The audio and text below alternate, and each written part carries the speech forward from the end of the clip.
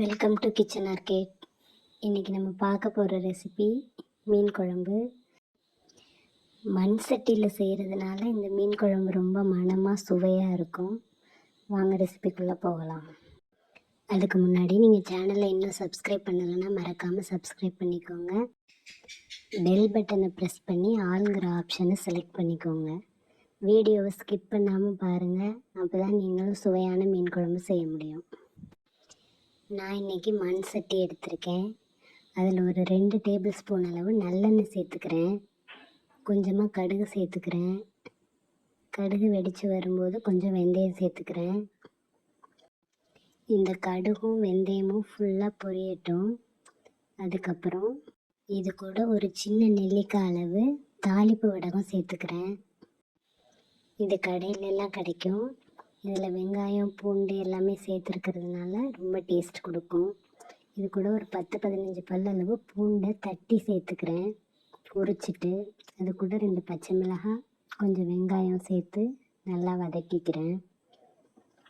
வெங்காயம் நல்லா ஃபுல்லாக வதங்கணும், ப்ரௌன் கலர் ஆகணும். அப்போ தான் குழம்பு நல்லா டேஸ்ட்டாக இருக்கும். நம்ம சேர்த்துருக்க பொருட்கள்லாம் நல்லா வதங்குற வரைக்கும் விட்டு விட்டு கிளறணும். கிளறிட்டே இருக்க தேவையில்லை, அதுக்காக கிளறாமையும் இருக்கக்கூடாது. கொஞ்சம் கேப் விட்டு கிளறணும். வதங்க வெங்காயம் ஃபஸ்ட்டு கண்ணாடி பதத்துக்கு வரும். அதுக்கப்புறம் நல்லா ப்ரௌன் கலராக சேஞ்ச் ஆக ஆரம்பிக்கும். அதில் உள்ள தண்ணி சத்தெல்லாம் போய் வெங்காயம் நல்லா சுருங்கிடும். இந்த அளவுக்கு முதல்ல நல்லா கிண்டிடணும். அதுக்கப்புறம் இதில் கட் பண்ணி வச்சுருக்கிற தக்காளியை சேர்த்துக்கலாம். நான் இன்றைக்கி ஒரு பெரிய தக்காளியை கட் பண்ணி வச்சுருக்கேன். அதை இப்போ சேர்த்துக்கிறேன்.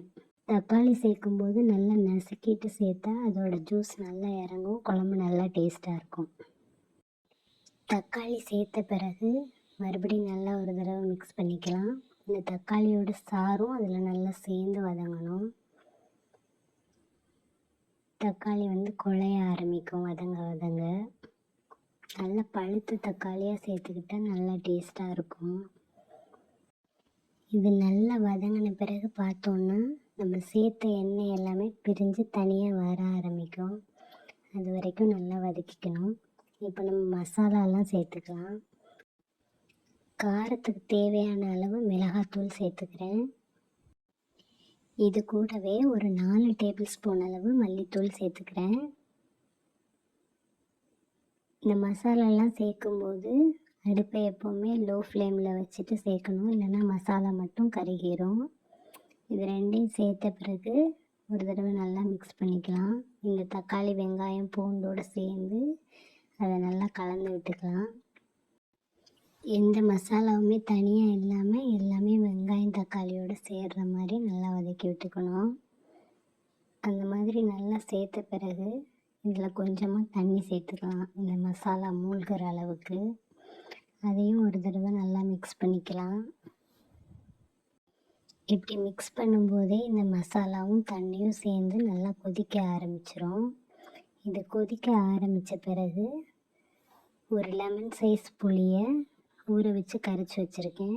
அந்த புளியை சேர்த்துக்கலாம். உங்கள் புளிப்பு கூட தேவைப்படுதுன்னா அதிகமாகவே சேர்த்துக்கலாம். இந்த ஸ்டேஜில் உப்பும் சேர்த்துக்கலாம். நான் கல் உப்பு சேர்த்துருக்கேன். இதையும் சேர்த்து ஒரு தடவை நல்லா மிக்ஸ் பண்ணிவிட்டு கொதிக்க விடலாம் கொஞ்ச நேரம். இந்த ஸ்டேஜில் பார்த்தா குழம்பு கொஞ்சம் திக்காக இருக்கும். இப்படியே நம்ம கொதிக்க வச்சோம்னா ரொம்ப வத்திரும் குழம்பு. இந்த பச்சை வாடையெல்லாம் போன பிறகு நம்ம தேவையான அளவு தண்ணி சேர்த்துக்கலாம். அது வரைக்கும் தண்ணி எதுவும் சேர்க்காமல் அப்படியே இந்த குழம்பு கொதிக்க விடலாம். மண் சட்டிங்கிறதுனால சீக்கிரமே ஹீட் ஆகி குழம்பு கொதிக்க ஆரம்பிச்சிரும் கொஞ்ச நேரத்துலையே. இப்போ நல்லா கொதிக்க ஆரம்பிச்சிருச்சு. இந்த மாதிரி நல்லா கொதிக்கும்போது நான் இன்றைக்கி மாங்காய் சேர்க்க போகிறேன். நீங்கள் மாங்காய் எதுவும் சேர்க்கலைன்னா இந்த ஸ்டெப்பை மட்டும் ஸ்கிப் பண்ணிடலாம். நான் ஏற்கனவே மாங்காயெல்லாம் வெட்டி வச்சுருக்கேன், அதை சேர்த்துக்கிறேன். மாங்காய் எல்லாமே சேர்த்த பிறகு இந்த மாங்காய் மூழ்கிற அளவுக்கு 1 கப் அளவுக்கு நான் தண்ணி சேர்த்துக்கிறேன். தண்ணி சேர்த்து ஒரு தடவை மிக்ஸ் பண்ணி மறுபடியும் இதை கொதிக்க விடலாம். இப்போல்லாம் ஸ்டவ்வை நான் ஃபுல் ஃப்ளேமில் தான் வச்சுருக்கேன். அது மட்டும் இல்லாமல் மண் சட்டிங்கிறதுனால குழம்பு சீக்கிரம் கொதிக்க ஆரம்பிச்சிடும். இந்த மாதிரி கொதித்து வரும்போது நான் ஏற்கனவே க்ளீன் பண்ணி வச்சுருக்கிற மீன் துண்டுகளெல்லாம் இதில் சேர்க்க போகிறேன். நீங்கள் எந்த மீன் வாங்கினாலும் இந்த மாதிரி குழம்பு வச்சிங்கன்னா ரொம்ப டேஸ்ட்டாக இருக்கும்.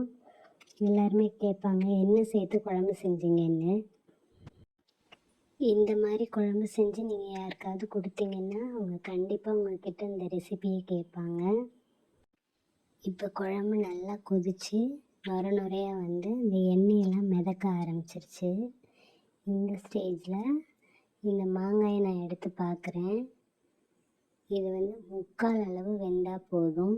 ஃபுல்லாக வெந்துருச்சுன்னா கரைஞ்சிரும் மீன் வேகிறதுக்குள்ளே.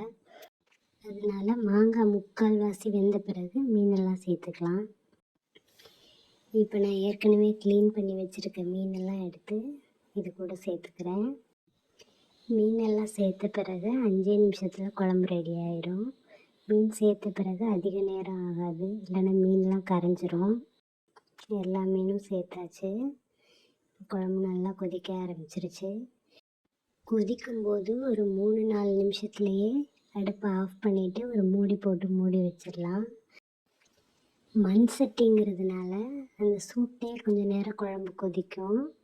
அதனால் 1 நிமிஷம் முன்னாடியே அடுப்பை ஆஃப் பண்ணிடலாம். குழம்பு ரெடி ஆயிடுச்சு. மறக்காமல் இந்த ரெசிபியை வீட்டில் ட்ரை பண்ணி பாருங்கள். மீன் குழம்பு எப்படி இருந்துச்சுன்னு கமெண்ட்டில் சொல்லுங்கள். வீடியோ பிடிச்சிருந்தா மறக்காமல் லைக் பண்ணுங்கள். ஃப்ரெண்ட்ஸ் அண்ட் ஃபேமிலிக்கு வீடியோவை ஷேர் பண்ணுங்கள். தேங்க்யூ.